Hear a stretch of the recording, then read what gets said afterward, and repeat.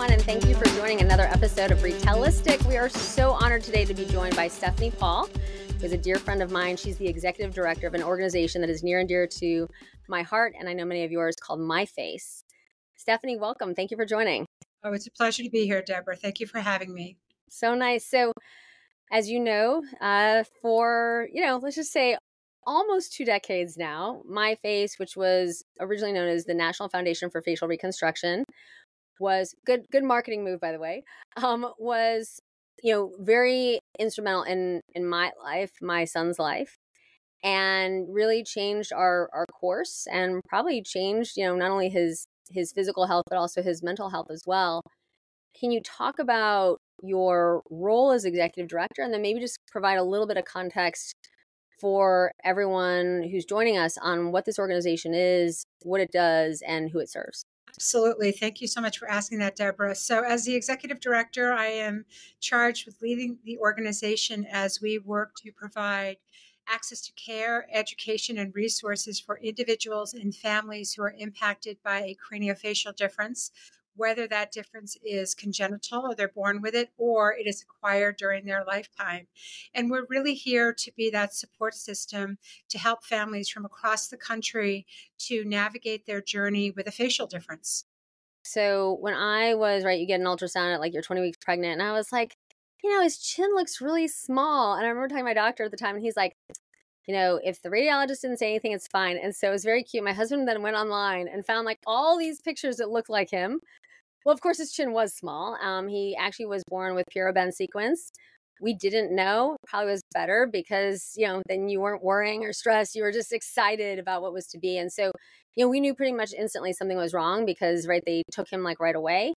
And, he was basically turning blue because he couldn't breathe. And, we got tremendous care and support. And I think Stephanie, I literally think within like the first 48 hours of him being born, we were put in touch with Dr. Joe McCarthy at NYU, who's been really instrumental in what's now called MyFace. And I had, he came and visited us. I had a mother whose son had this very rare, birth defect, who also came and talked to me at the hospital and just helped, in a period of time where you don't even know, what way is up, to help me kind of contextualize, understand where I was, what was happening. And, we were just on okay, it's go time, right? Like, this is where we are, this is where we need to get to, and what we need to do, what are the resources that are available. But it was more just information, right? We were just missing out on information at the very beginning. How do you, with families like ours, and I know MyFace kind of enters people's lives in many different stages, but when it's unknown, when there's a baby coming into the world, how does MyFace step in? And because most of the resources right now are in New York, how do you work? I know you work with people around the world. How does that work?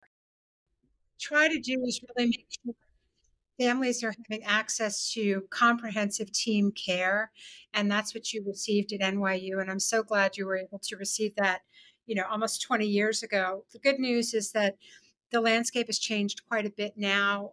There are many, many more resources available, both on the internet, but also within institutions across the nation. And one of the things we do at MyFace is we partner with the American Cleft Palate Craniofacial Association, which is the organization that represents the medical community in the craniofacial space.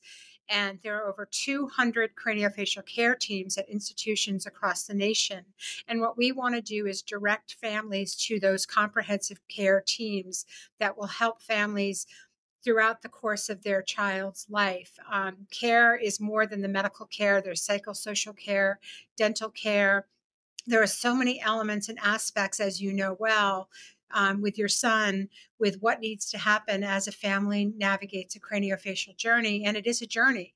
Even though the surgeries might be done, there's many more things that individuals have to navigate. A facial difference is really important to understand, that your face is sort of who you are. People see you and they make assumptions, and they make judgments based on what they see. And so it's making sure that MyFace has the opportunity to work with families to provide the support that they need, emotional, psychosocial support as they go through their journey. We provide this through our website. We have many resources available, a webinar series, a podcast series. We're on social media. So people can come to us at myface.org on the website and go to our Facebook, our Twitter, our Instagram pages to learn more about the work we do and gather resources. And that's really what we're here to do, to provide that education, support, and resources to families so they get the correct information when they get the diagnosis. So Stephanie, there are many ways that people discover MyFace, whether it's, kind of right after you have a newborn to, kind of throughout, one's life. And it's not just, right, well, the organization has been, in my opinion, very New York focused historically in terms of care. And even, that's how we discovered it. There were people coming in from all over the country, but it seems now that there are bigger ambitions. And so, number one, how and where do people typically find the organization? And then maybe kind of just give us a peek around the corner in terms of what lies ahead, geographically. Yeah, you're very right, Deborah. We started very much in New York City, very tri-state area, New York tri-state area focused. And our objective now is to reach across the nation because we know there are families everywhere across the United States that need support and are being born with craniofacial differences. One of the ways we do that is we have a partnership with the American Cleft Palate Craniofacial Association, and they represent over 200 craniofacial care teams around the country, institutions around the nations. And so we are partnering with them to make sure that they know about the resources that we have available. We're obviously, as you said, when you go to Dr. Google, you find all sorts of things that are not great and scary. So we aim to really work through our website and making sure we do the best SEO we can do and all of the sort of tricks of the trade on the marketing side so that people can find us. When they put in a craniofacial keyword, they find MyFace and can come to us as a resource. So we have our website, which is myface.org. And then we've really grown our presence on social media, on Facebook, on LinkedIn, on Instagram. And so really making sure we're putting out information so people can find us. Additionally, there are quite a number of craniofacial Facebook groups that families can find, and they're groups that you maybe have to be in the craniofacial community to join. And so this is another way for us to really reach across the nation and let people know that we're here to support them in their journey. You're going to laugh. So when my son was born, I was working at Citigroup. As analysts at the time, I'm sure the policies have changed. You weren't really allowed to be on social media because that was considered publishing. Right. So, right, we are all licensed up, couldn't do that. So my father actually went onto Facebook and he signed up for all these craniofacial communities. And, he was an academic, and it was unbelievable, the information, that he found at the time and just how helpful that was to, like, my parents. I would call him with questions that I had, right? Like, he would go to the community and ask.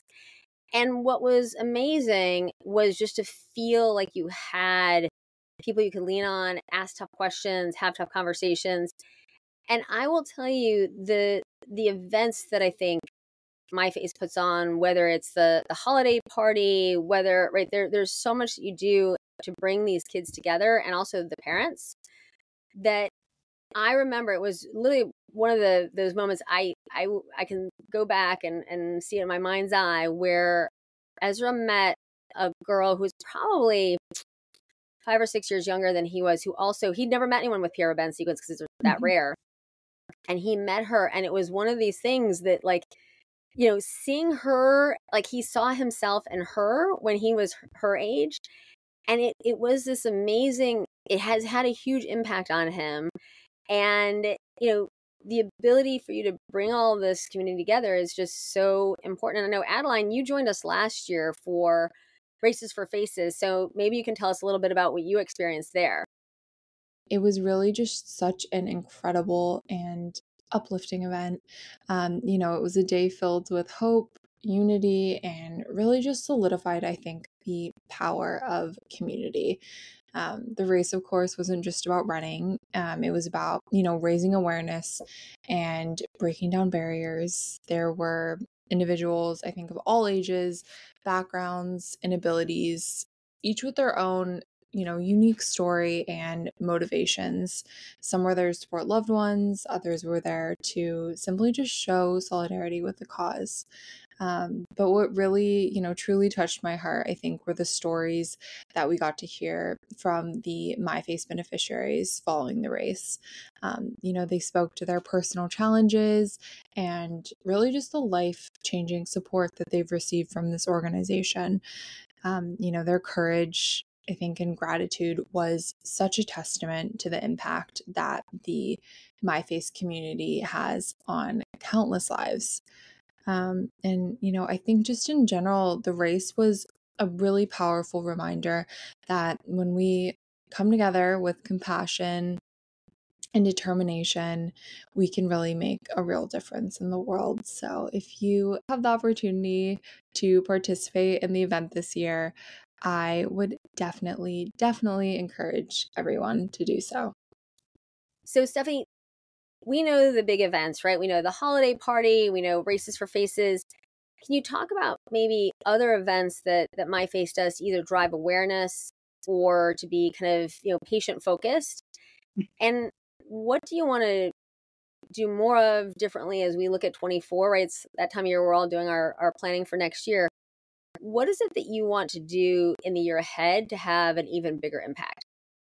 Yeah, so we are able to provide a lot of resources for our folks, and being in the COVID world sort of helped us because it allowed us to move the needle very quickly in providing virtual offerings. So for example, all of our support groups are offered virtually. We have an adult support group, an adolescent support group, and then three parent support groups, one for English speaking parents, one for Spanish, and then one that we've newly created for prenatal and postnatal folks. So for parents who they're getting ready to have their child or they've just had their child so that they can meet other people. And as you were saying, community is so important. When Ezra met somebody else with his similar syndrome, it's very rare sometimes for some of these people. And that's what we want to offer to folks around the nation, to meet other people who have a similar condition. I'm struck by the fact that there are people who have never met somebody else with their condition. As a matter of fact, this afternoon, I'm actually having coffee with a woman who's in her 60s who spent her entire life without that support system. And that's such an important thing for MyFace to be able to do that. But we have webinars that we provide free to anybody who wants to join us. They're topic-specific webinars giving practical information about medical information, psychosocial information. We have an amazing podcast called MyFace, My Story, hosted by Dina Zuckerberg, who is our director of family programs. And it's a monthly podcast where she talks with individuals who live with a facial difference, who have the lived experience of having a facial difference. And it's super helpful to pull people together to know they're not alone and there's a community out there. So as we go forward, we just want to really continue to expand the work that we're doing, the reach, and we want to, frankly, be that resource for every single person in this country who lives with a facial difference. That's sort of the long-term vision that we have, and the recognition that everyone has value, everyone contributes, and we need to make sure we empower everybody who's out there to be the best that they can be and have the best life possible.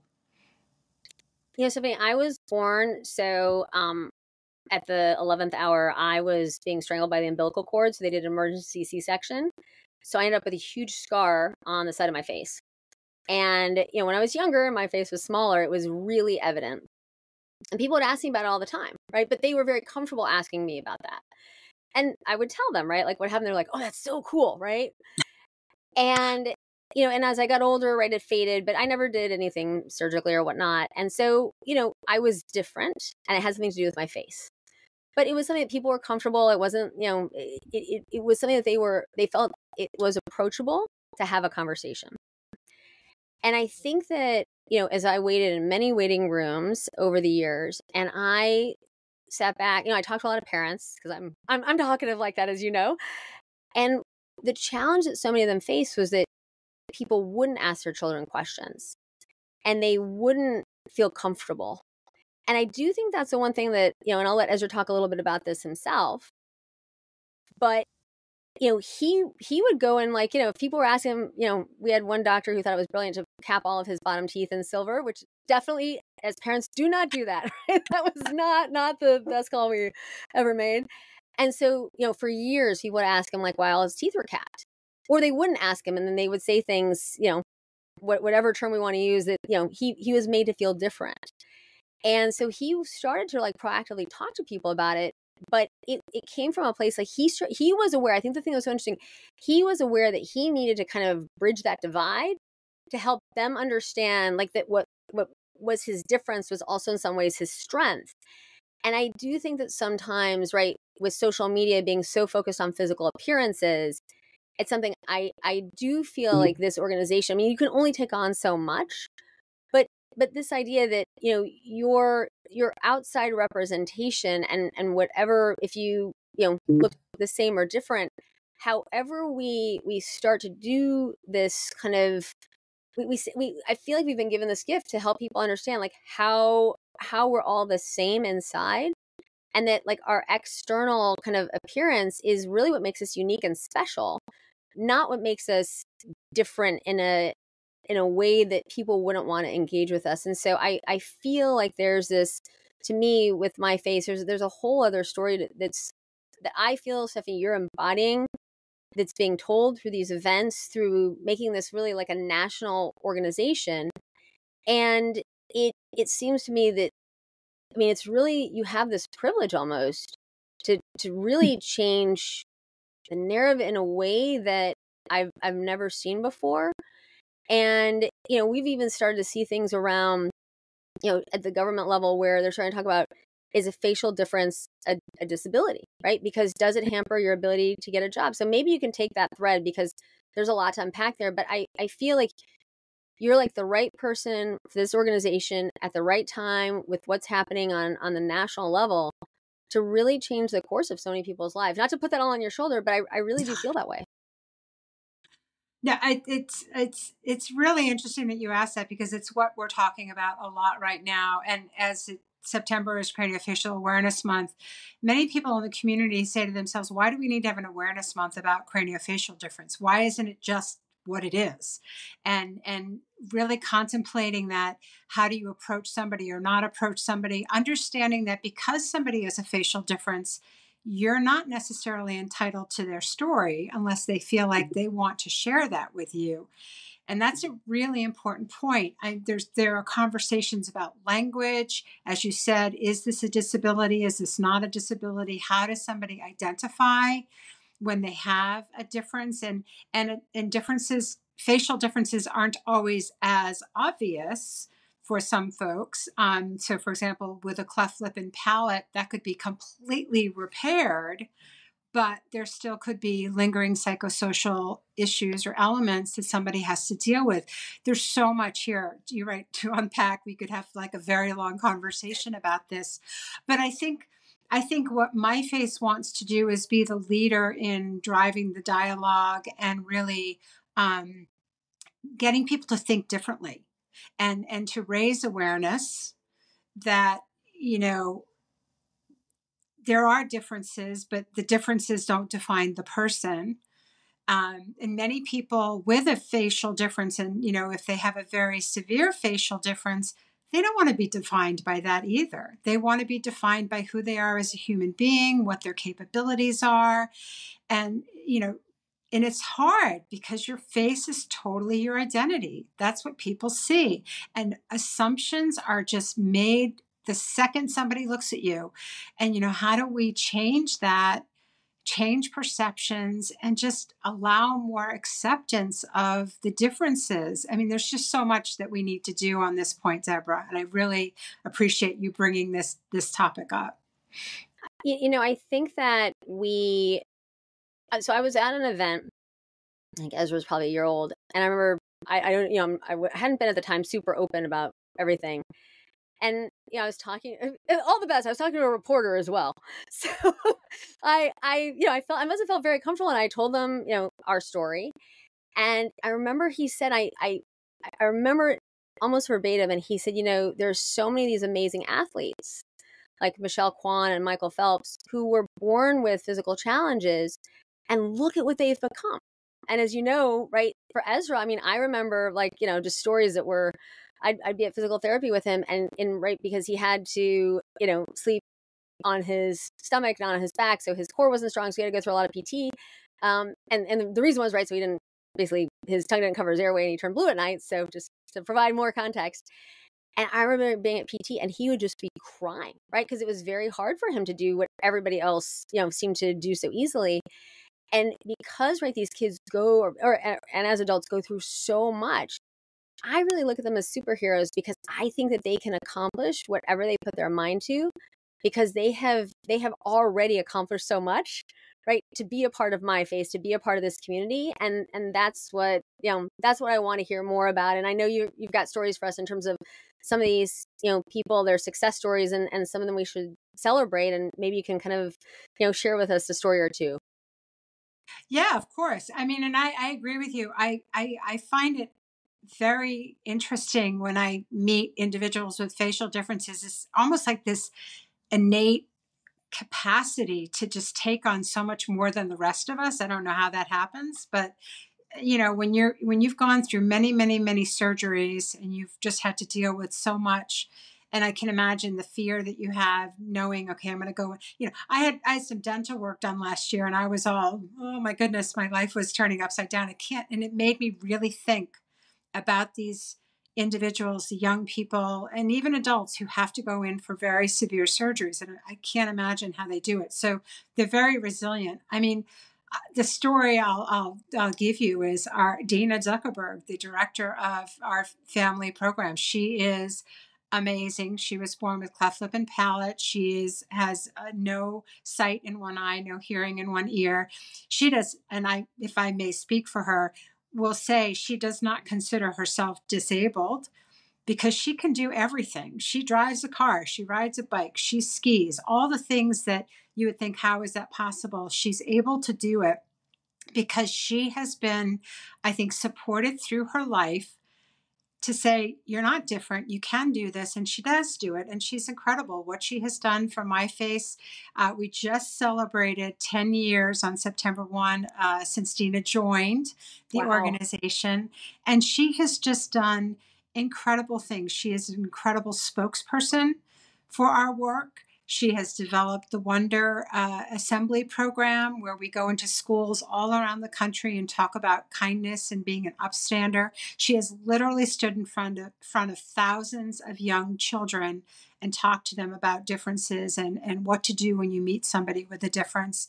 She's created the My Face, My Story podcast, which has had over, I think, 25,000 downloads of the 18 podcasts she's done so far.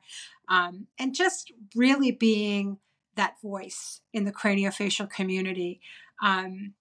It's just incredible to see what she's done. And there are story after story after story of individuals who have overcome, what might be perceived as a problem because they look different, and they're not. They're completely capable and just really standing up. And I love to see in social media now, I think the voices are getting louder and stronger than ever before. And I think that's a wonderful thing, because it's going to really just normalize what somebody might think isn't quite normal. And I think that's a wonderful thing.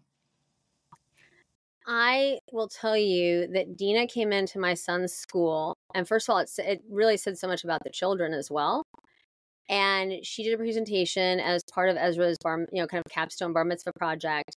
And he spoke. I mean, and he obviously told his friends a little bit, but he really opened up and spoke for quite a while. And I think they were, they looked at everything in a new way. And then Dina asked them questions and answered questions. And they felt so comfortable, right? And they asked a lot of questions, and she had this ability to make them feel at ease that I think, and obviously this is in some ways, right? Like, I guess it's zone defense in a way, because you can go to school and talk to, several hundred kids, but still it's like school by school by school. So in some ways it's man to man or person to person or human to human. But this opportunity to bring Dina and others into schools and to help children, right, when they're starting to think about how they look and right, what social media means and all that. I think it actually, like when I was there listening, they were in some ways asking questions about themselves as well, right? Because nobody ever thinks that they're normal. And right, like how do we define that anyways, right? And so I think this idea that we're celebrating ourselves and others in our community in a way that I think people haven't almost had the opportunity or thought that they could in the past, right? It really was a celebration of everything. And to me, Stephanie, that's really what MyFace is all about. So all right, we gotta talk turkey. How can we support MyFace? We will have a link to MyFace with this podcast. What can we do today to make a difference? Absolutely. Thank you so much for that. Well, our website is myface.org. If somebody wants to support us today, please go to the site and make a donation. It's as simple as that. If you want to get involved in another way, you can join Races for Faces, and that's racesforfaces.org. So what is that? Races for Faces is actually an event that's taking place on September 23rd in New York City at Pier 62, starting at 9 a.m. And if you don't live in New York or you can't join us that day, you can still participate. You can have a team, you can fundraise from afar, you can walk from afar, or you can come join us at Pier 62. There'll be anywhere from 500 to 600 people with us that day for a 5K walk. And it's literally one of the most incredible days because individuals with facial differences come to a place where they're not different. Like everybody's the same, everybody's accepted. I've heard families say that, their child comes there and they just feel so welcomed, and it's just an incredible experience. So we encourage anybody who can come down to the event to go ahead and do that, but go to racesforfaces.org, sign up, make a donation, start a team, whatever works for you. But we encourage everybody to be a part of Races for Faces and really making a difference for individuals and families who are living with a facial difference today. Not that I'm competitive or anything, but I will drop a link to our team here so that we, because there is a leaderboard. And that actually, I have to say, I want to, going back to where Dina's done such a great job, right? Because she has, right, the team captains, right? There is this very friendly competition. And right, and what's so smart is not only if you're at the pinnacle, but even there's milestones that are very achievable along the way. So it goes back to, right, you build up your self-confidence. Yeah. In a way that I haven't seen. It's just everything is so well thought through. So Stephanie, I know we're at the end of our time today. I mean, truly, I can't wait to see how successful MyFace is in 2024, what we see at Races for Faces in a few weeks. And really, thank you for making a difference in so many of our lives. Thank you is not enough. We're very grateful and for everything that you do and for everything that you are going to do. So everyone, please join me in thanking Stephanie, and please subscribe on your podcast channel of choice, and go visit myface.org. Thanks, Stephanie. Thank you so much, Deborah. I appreciate it.